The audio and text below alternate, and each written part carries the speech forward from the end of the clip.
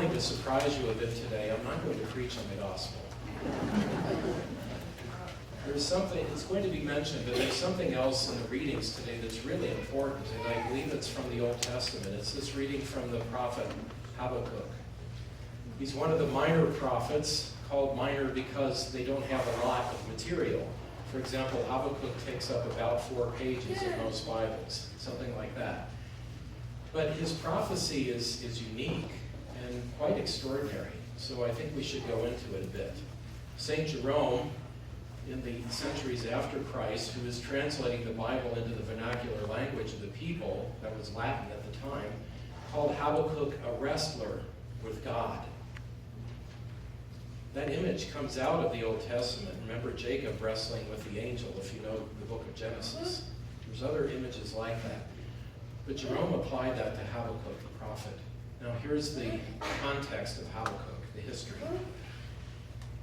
In the ancient Middle East, there were these empires rising and falling, like Egypt, for example. And later on came the Assyrian Empire over in what is now Iraq.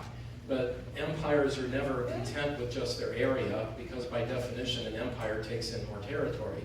So they would always start invading more to the north, and then coming across over toward the coast where Syria is today, and then south down the coast, and what's right in the way is Jerusalem. So the kingdom of Judah would get beat up on every now and then by these groups invading. So the Assyrians did this a number of times quite efficiently.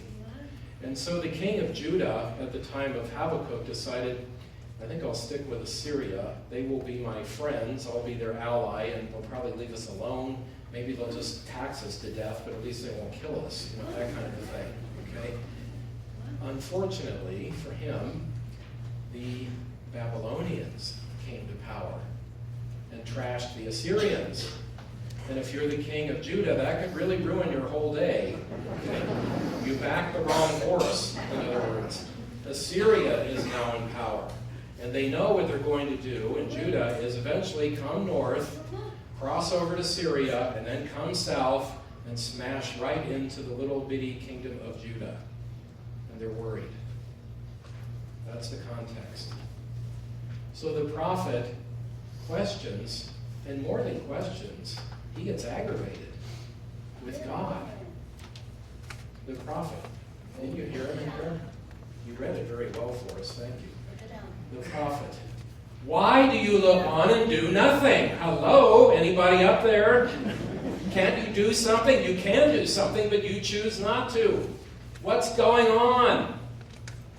This is the first time in Hebrew literature that we have that kind of direct assault on God. What's wrong with you? Get with it. We need help. You can see it and you do nothing. Wow. And you might expect then that the next line or two would be, and the heavens opened and angels came out with lightning bolts and fried the prophet. But that isn't what happens. So what does that tell us? It tells us it's okay to wrestle with God, as St. Jerome said. It's all right. You need to believe in the vision. And that line in the prophet is so important. The vision still has its time. That means its time is not right now for fulfillment. But the vision is real. Write it down, Habakkuk, clearly. The vision is real, and it will come to pass. I think we need that in life. I believe there are many of you here in family life. You need some kind of a vision for your family life, for your life together. It doesn't mean that everything in that vision will come to pass, but it means something will if you've got faith in it. And if your faith dries up, there goes the vision. You better have faith, and you better keep a vision. Hang on to that vision, and hang on to the faith. And faith is what? It's a gift. The apostles got it. In the gospel today, they say to Jesus, increase our faith. In other words, give us more. Give it to us. We don't have it.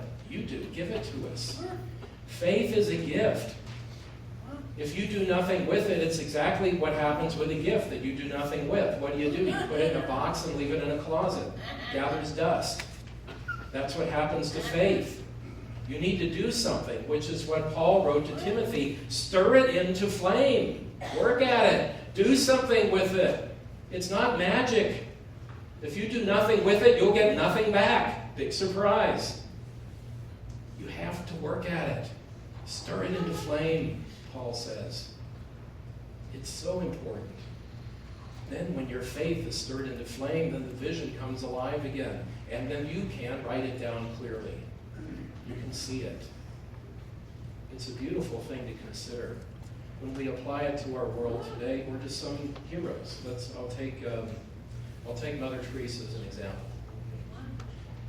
What she wanted to do after spending years teaching was help dying people who were desperately poor. Well, you would think that would become wildly popular and people would just support her right and left. But it took years of struggle to get that ministry off the ground. It was hard. And she had a lot of doubts about it. Is this, am I wasting my time? What in the world is going on here? But she kept at it and she nurtured her faith through prayer. And she kept the vision of what she was about.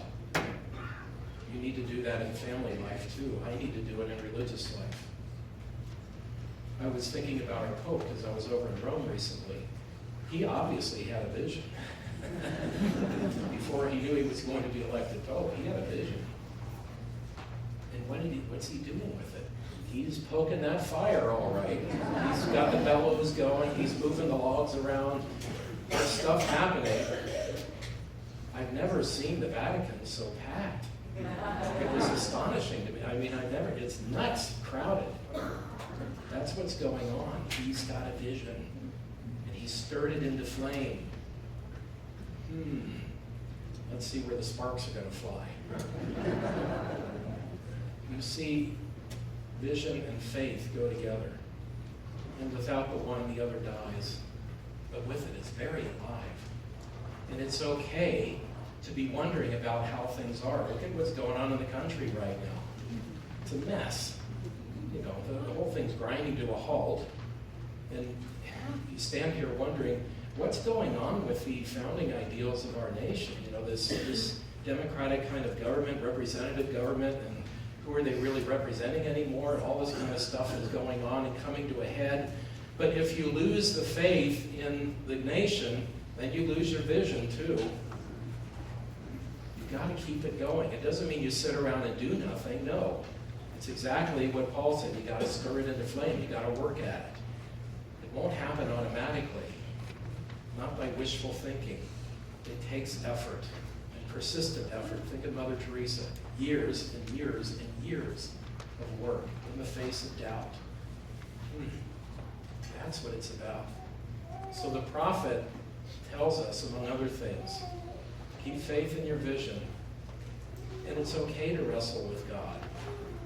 It's okay to say, hey, hello. It's okay to do that. Challenge God. Challenge yourself. How did you stir the flame this week? Maybe you didn't bother. How did you stir it? If you didn't do anything, maybe it's time to get moving. How will you do it this coming week? I invite you during this week to go ahead and wrestle with God. It's okay. I think God likes it.